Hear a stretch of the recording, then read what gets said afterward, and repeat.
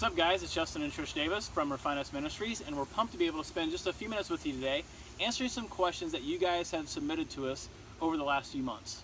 We have loved over the past 9 years pouring into marriages through Refine Us Ministries, and many of you have read our book, Beyond Ordinary, When a Good Marriage Just Isn't Good Enough. You've come to our weekend experiences. Maybe you've seen us speak on a Sunday morning. But what we realized is that beyond those events, beyond the book, is that you have tons of questions. And we thought we would take this opportunity once a week to just start answering some of those questions. Very informal, just kind of laid back. We're in our backyard. You'll probably hear buses, kids Cars, screaming. dogs, whatever. Who knows? Yeah. So today we want to talk about this idea of in-laws. As we sent out an email a few months ago and said, hey, what are some questions that you guys have about relationships or marriage? Several people emailed back and said, how do I deal with in-laws? How do I deal with my high-maintenance mother-in-law? Which I think those two words are synonymous. But anyway, so we want to take some time just to talk about how we've navigated over the last 22 years relationship with our in-laws. And it hasn't always been pretty, and it hasn't always been perfect, but I think we have gotten to a place where it's functional and it's healthy.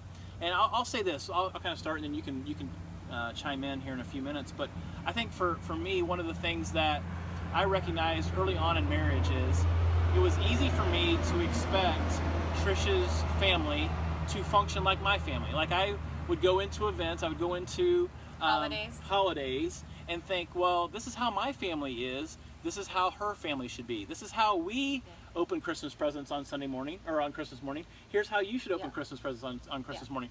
And I think it caused a lot of frustration because we both came from individual families, right? And so I was trying to impose what I believed to be the right thing or the right way onto her family. And sometimes it was just innocent. You know, like my family, my dad's Hispanic, and so I grew up with Hispanic culture, and during the holidays you would have tamales or enchiladas for Thanksgiving. And so, I don't know, we were like married 6 or 7 years, and I thought, I'm going to do a traditional Lopez Thanksgiving. And so I made all the food for his family, and it was the first like full-on fight that I can remember having with Justin's dad, because he hated it. He did not like it at all. But I think so many of us set ourselves up for disappointment and frustration when we start comparing her mom and my mom, or her dad and my dad.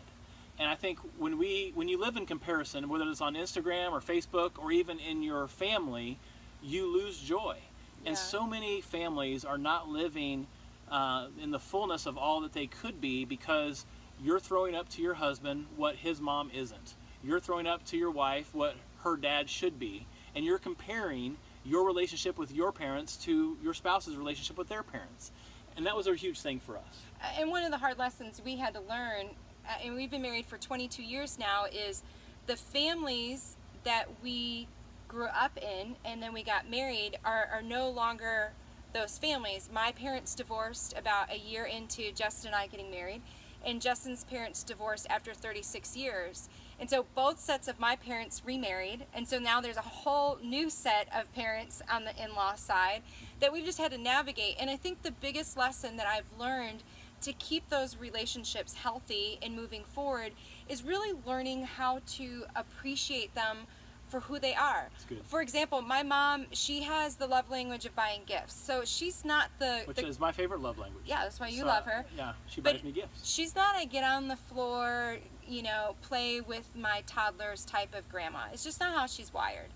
Justin's mom's just the opposite. She loves to be right in their face and playing with them. And even now that some are teenagers, 2 are like officially adulting, she'll go scoop them up and go take them and do things. And so when I started comparing how my mother-in-law was with my kids compared to my own mom, it just created these tensions. It's when I stepped back and realized, okay, my mom has gifts, and this is what she brings to our family, and I need to love her for those. I need to love my mother-in-law for what she offers rather than resent them. I'll close with this. I think this is going to help those of you that feel like you're on different pages as you go to your in-laws' house, is your spouse needs to know that you have his or her back more than you are for your parents. Yeah. Like when you get married, like you need to leave, right? Like that's what the Bible says. Like that's why he will leave his father and mother and be united to his wife. And I think so often we are with our spouse, but we haven't like left our mom and dad. Like we just have one foot in and one foot out. And you make your spouse feel like your allegiance is to your family more than it's to them. And that's a really hard thing to navigate around family dinners or holidays, when your spouse feels like, wow, my husband or my wife cares more about their parents than they do me. And we've experienced this with our oldest son, who's now engaged. He's going to be getting married next year, and he'll ask me questions almost in a posture of approval. And I have to say to him, dude, like, you're going to be your own family, and whatever you guys decide on Christmas, although I will be sad if you're not with us, I'm going to cheer you on and encourage you in whatever you decide. And so really becoming your own family unit and encouraging one another, and what happens is that overflows into making right and good decisions for your relationship with your in-laws.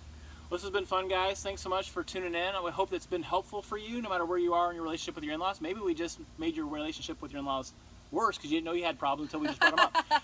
But hey, we're going to do these a couple times a week just to shoot them into your inbox, post them on our YouTube channel, and hopefully just invest in your marriage relationship, invest in all of your relationships. So have a great day.